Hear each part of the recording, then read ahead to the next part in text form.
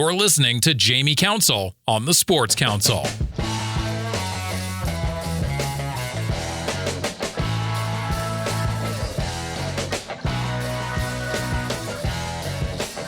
So it's a special group of seniors.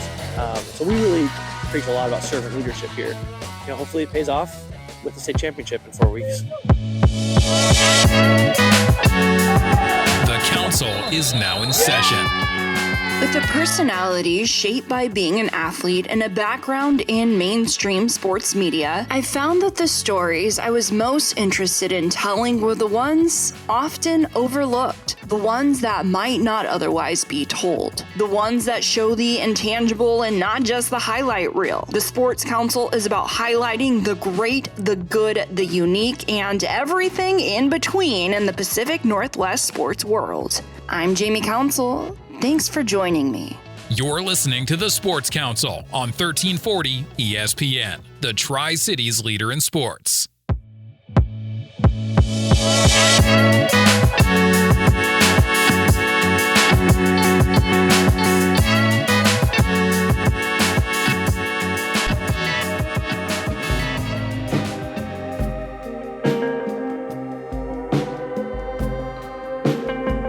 Craig Lukins, head football coach, Liberty Christian.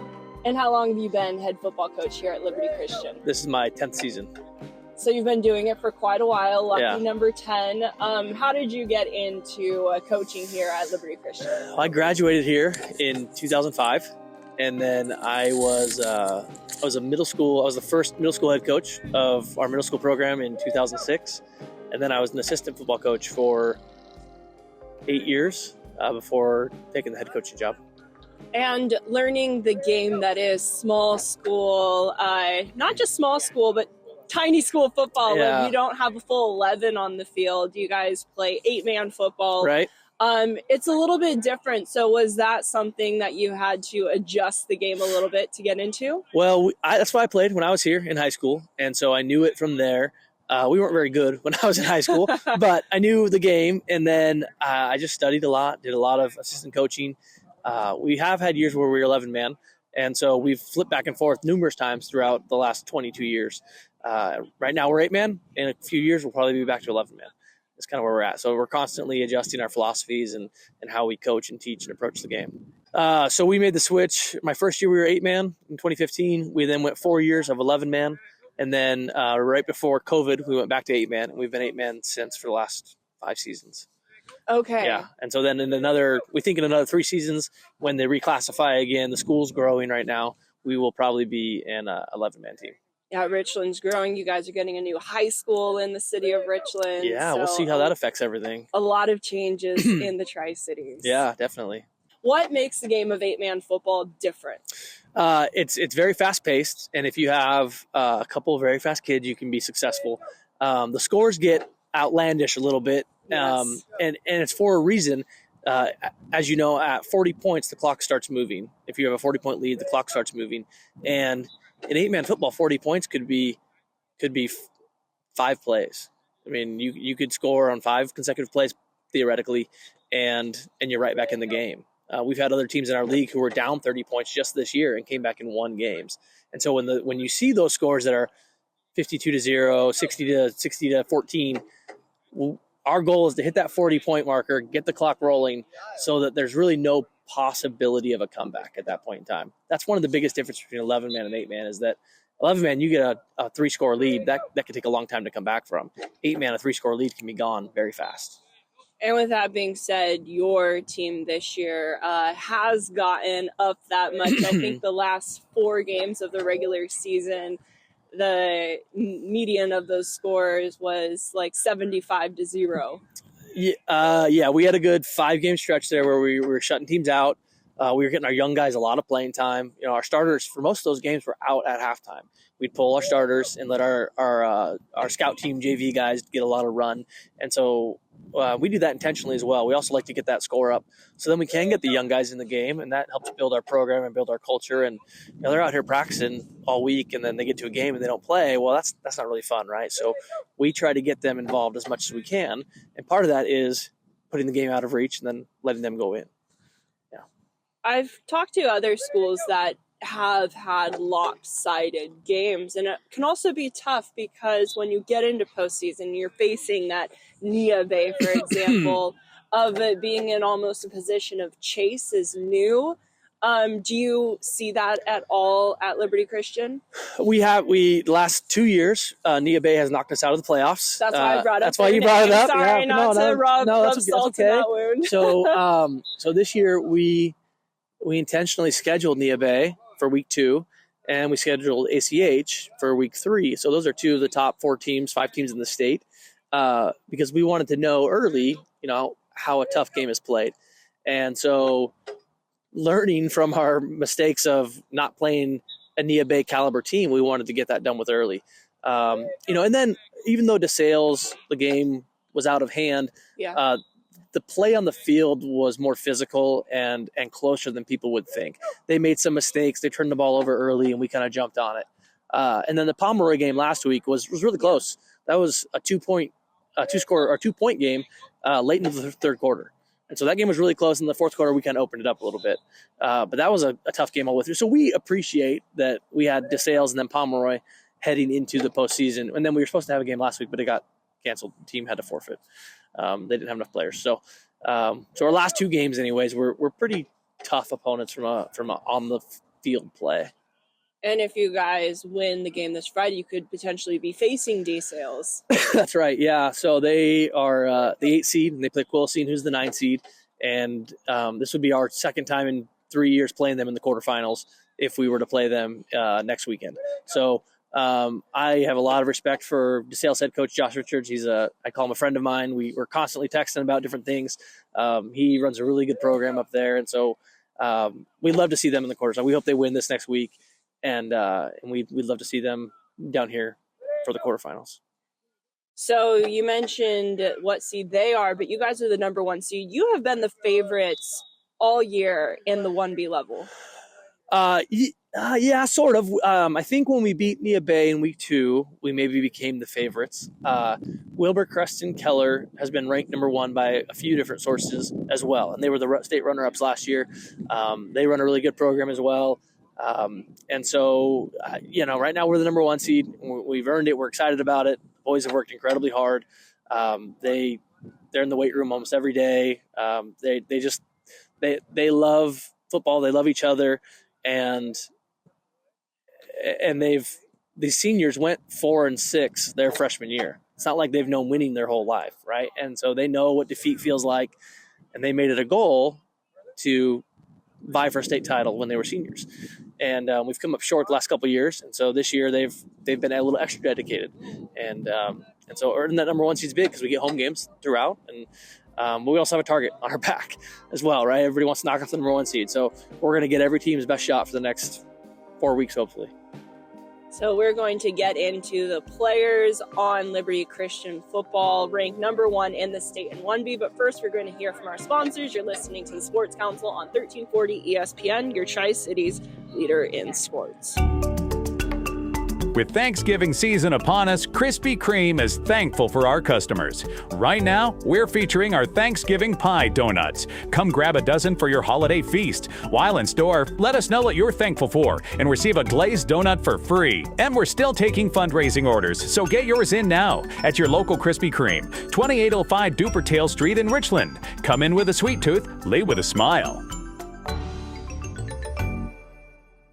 Inconveniences can happen at, well, inconvenient times. JRT Mechanical has plumbers and HVAC technicians available 24/7 if an emergency does arise. Or if you feel like your house isn't cooling like it used to. Or if you're tired of a hose leaking from last winter's freeze. JRT is an honest, reliable company that's been in the Pacific Northwest for more than 3 decades. Give JRT Mechanical a call at 509-314-4314 or visit jrtmechanical.com. If you've got a winery, brewery, or dairy, why buy industrial parts and supplies from across the country? Central Industrial Sales is your local source for supplies and equipment for the dairy, food processing, winery, and brewing industries. We specialize in custom fabrication, industrial cleaning equipment, sanitary fittings, valves, pumps, chemicals, and many other supplies. Everything's available through our website, by phone, or by dropping by our office. Call 509-375-4032 or find us at centralindustrialsales.com.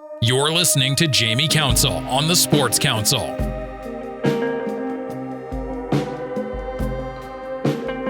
All right, we're back on the Sports Council, joined by head coach Craig Lukins of Liberty Christian Football, ranked number 1 in the state, have been since early on in the season. And you talked about the seniors on this team. Let's get into some of the players I'd love to talk about them. in all the work this year as you guys are beginning your playoff journey. So I guess we can go by position.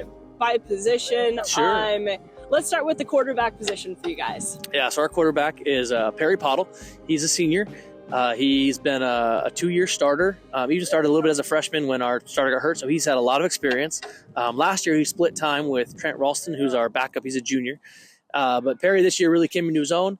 I think he's thrown 24 touchdowns and 3 interceptions, something along those lines. Worked really hard in the offseason. Continues to work hard every practice. Shows up. And so he was an all-league kid this year for us in the Southeast Grape Division, and he's done a really good job. So that's Perry, and then Trent is a little bit different of a quarterback. He's kind of our scat back quarterback. He'll come in and run some zone read. He'll come in and do some things with his legs. He's a little bit more athletic, and so it's great to have both of those guys. One that can throw the ball, and then one that can take off and run a little bit for us too. Go into more of the traditional Wildcat with quarterback. Yep. And let's talk about some of the favorite targets. Yeah, so at wide receiver, out wide we got Hunter Cole. He's 6'4", 200 pounds. He's a senior. Hey, buddy. You gonna stand there? Okay. We got help on the. We got help on the side. Yeah, that's my son Jackson. He's 8. So we got Hunter out wide, and he's a 2-time All-League player. We've got Joey Isley at tight end. And Joey has, 15-something touchdowns, and he's actually our leading receiver. We then have Dax Mercure in the slot, and he was hurt half the season, but came back on strong for us. And then we have another senior, which is first year out playing. That's Grant Williamson, and he came out this year. All of his buddies were playing. He said, "Yeah, why not? Let's go do it." And so he's kind of our third, fourth guy, and a couple others here and there. But those are the main ones in terms of our receivers. And what about the run game as we stick to the offense? Yeah, so Charlie Branning, it all starts and ends with him. He was the Offensive Player of the Year last year for our league and for this year. He was a all-state defensive back actually last year. But he had 2,000 yards last year. He's over 1,000 yards this year. Leads the team in touchdowns. We aren't using him as much because we're trying to spread out the wealth. We're trying to get other guys involved. We're trying to rely on the quarterback a little bit more, trying to rely on other running backs a little bit more. Last year, we put a lot of pressure on him to get things done for us. So his stats aren't what they were last year, but he's still as productive as ever on the field. And so that's Charlie. And then Silas Beer is his backup, and he's a sophomore. He's a bigger back. He's 190, 200, 205 pounds, something like that. And hard to bring down. Yeah, tough runner, fullback type of guy. And so he's pretty tough. And so you got the Thunder Lightning situation there with Charlie being the Lightning and Silas being the Thunder, and that's worked out well for us so far this year. And then in the game of 8-man football, the line almost doesn't come into play, but then because you have less of them, it's almost more into play. So talk about the linemen that you do have and how they operate in 8-man football. Yeah, so in 8-man football, you have your center and then 2 guards. And so those are your ineligibles. And the line is incredibly important. There's only 3 of them, and if they miss one block, it can ruin a play, right? And so our three linemen, Peyton Pravotsky, he's our right guard. He's a senior, all-league offensive lineman. He should be an all-state offensive lineman. Yeah, he's a monster of a kid, really hard worker. At center, we have Carl Myers. He is a sophomore at center. He actually played for us as an 8th grader, started a couple games as an 8th grader. And then on the left guard, we have Ryan Powell. He's a little bit undersized. He's a junior, but he's really strong. He's like a country strong kind of kid, really tough. He dislocated his pinky last week and just kind of snapped it back in and said good to go. And so you kind of need those guys along the offensive and defensive line. And now let's go to the defensive side. Is there anybody you didn't mention on the line on the defensive side as well? Yeah, so Ryan Powell plays defensive line. He was an all-league defensive lineman. And then we have Ashton Hardenbrook at nose tackle, all-league nose tackle. And then Joey Isley, who I mentioned at tight end, was the co-defensive player of the year for the league. So that's the defensive line. And then jump into linebackers. Yeah, and so at linebackers, we have Addison Lyle. He's a senior. He was an all-league linebacker 2 years in a row now. And then Levi Idler is a sophomore. Dax McKeer, who I mentioned, he's a junior. Riker Wegman, who some may know from basketball. He was a big basketball player at Kamiakin, actually. For whatever reason, decided to transfer here. Had never played football before. Came out for football, and he's now one of our starting linebackers for us as well. Wow. So really good athlete, really natural athlete. And then Silas Beer, who I mentioned as running back, is a starting middle linebacker.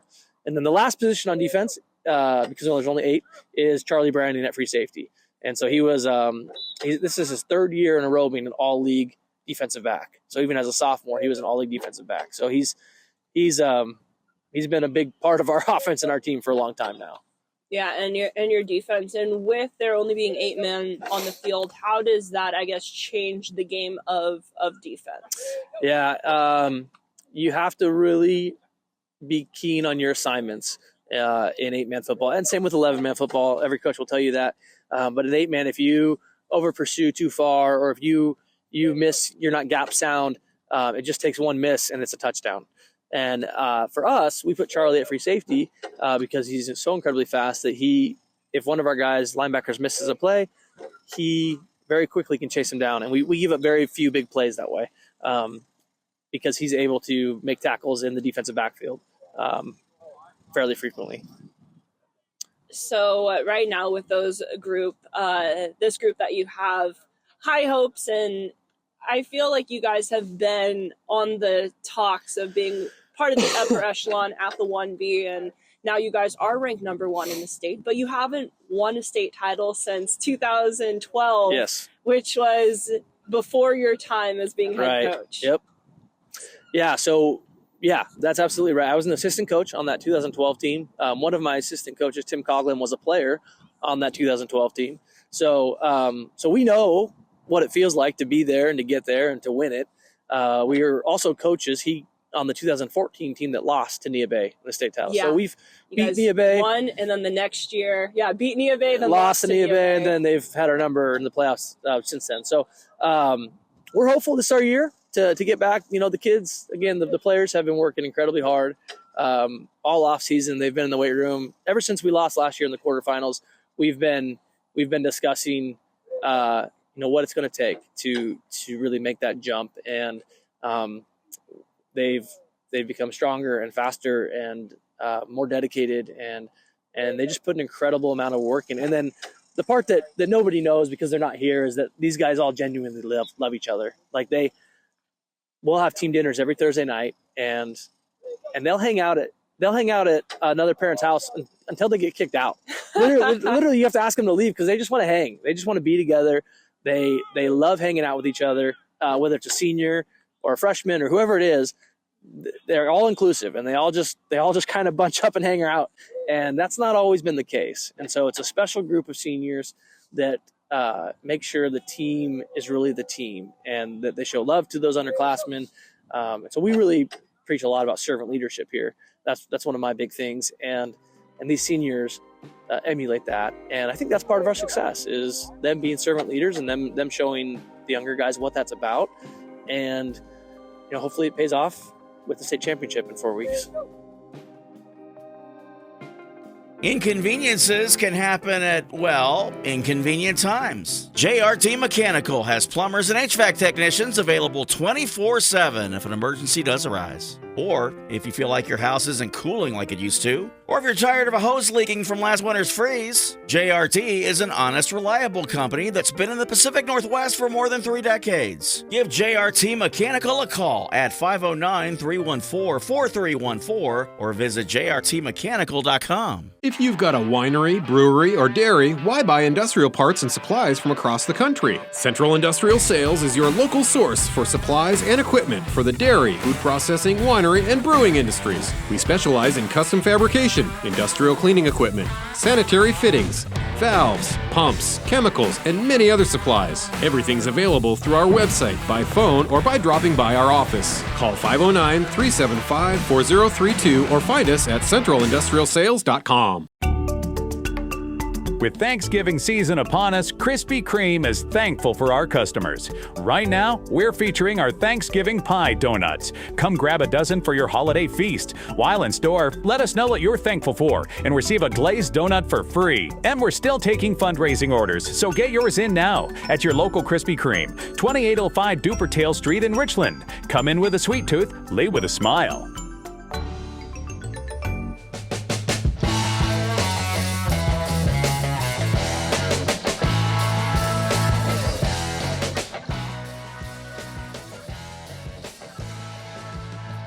All right, we're back on the Sports Council, joined by head coach Craig Lukins of Liberty Christian Football. And then you starts with this Friday. Yep. Ocosta in town, Yeah. playing at Fran Rish at 5 o'clock. That's right. Yeah. Yeah. Ocosta has a long way to travel. Like a 4.5, 5 hour drive. I think they're coming over Thursday. And then we'll play the 5 o'clock Friday game. And then, we take care of business and we win that game. We see DeSales or Quilcene in the quarterfinals potentially, and then a potential rematch of either Nia Bay or ACH in the semifinals. They're the 4 or 5 seeds. So it's looking like we could potentially have a quarterfinals rematch and a semifinals rematch before we have to get to that state championship game. So a lot of history. A lot of history there. Yeah. Yes.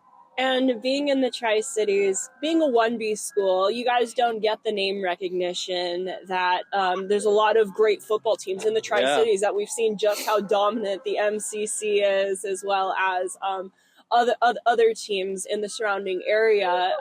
What's that like where sometimes people don't realize just how dominant Liberty Christian is this year? Yeah. It used to bother me when I was a younger coach. Oh, you don't know who we are, and it doesn't even faze me anymore. We just take care of business here. You grow where you're planted, and this is where I'm planted, and this is what we're doing. And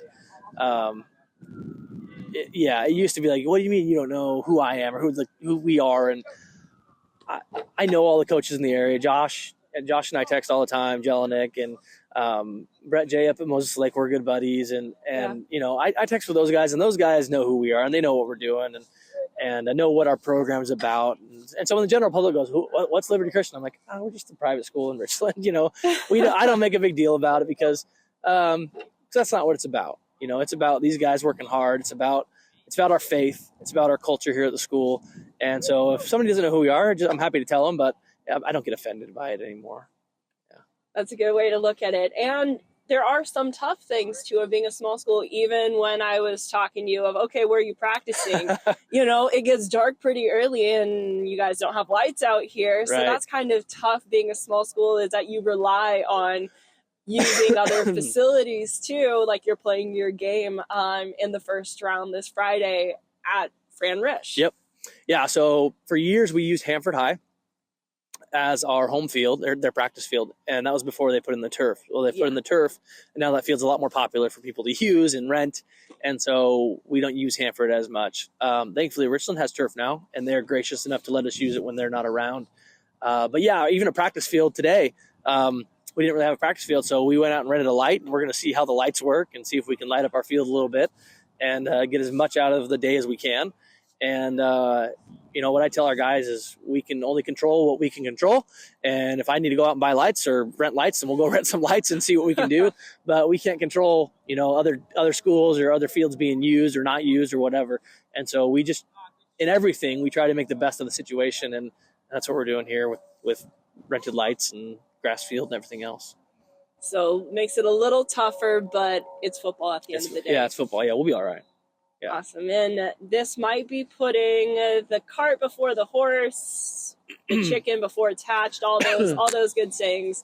But now in your 10th year as head coach, what would it mean to be able to cross a state title off of your list of accomplishments? Have you thought about that? I've tried not to think about it. It would be a big deal. I'd be lying to say it wouldn't be a big deal. I think every coach has a dream of winning a state title. Being an assistant coach and having been on a staff that won, and then watching the relationships that team had, even 12 years later, I think that's the important part, is that there's a bond there that gets formed when you win a state title that nobody can ever take away. And in 20 years, when these guys come back for their high school reunion, they go, I remember when we won the state title, right? And that's the part that I want to see. I'm going to be here for a long time. These guys are going to leave, but I want them to come back and talk about that state championship run. That's where it gets me. That's where I get excited, is really for them. I don't coach for the state championships. I don't coach for the wins. I coach because I believe God has uniquely gifted me and called me to do it. And I love it. I love football. I think it's the best sport ever. And if we get a state championship out of the deal, that's great. But if I never win a state championship, but we change the lives of a bunch of young men, we'll call it good at the end of the day. If people that haven't heard about Liberty Christian want to come check you out on Friday, 5 o'clock at Fran Rish. Yes. What can they expect from the Patriots? High-powered offense. You'll see a lot of big plays. You'll see a lot of kids having a good time. Hopefully the fans are welcoming and loving. We have a great set of parents, great fans that come and support us. We bring a lot of people. For a small school, we bring a lot of people to games. And so it's really exciting. It's high scoring. Hopefully just us high scoring, but it's high scoring. and our guys fly around on defense and play really good football. We have some kids that I think could be playing in the MCC and definitely at bigger schools. Not all of them, of course. We're a small school, but there's a few kids that are pretty impressive athletes, and so they're fun to watch. Well, thank you so much for your time. Good luck this Friday, and good luck this state tournament. Yeah, thank you.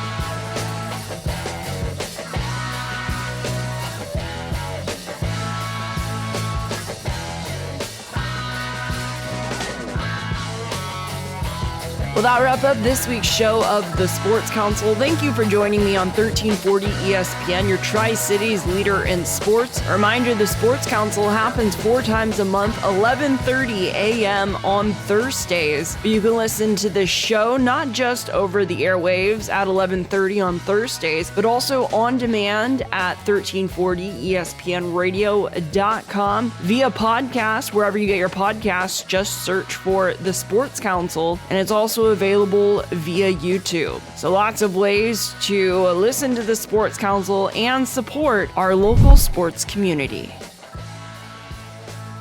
Until next time, I'm Jamie Council. Now we go back to your originally scheduled Seattle sports programming.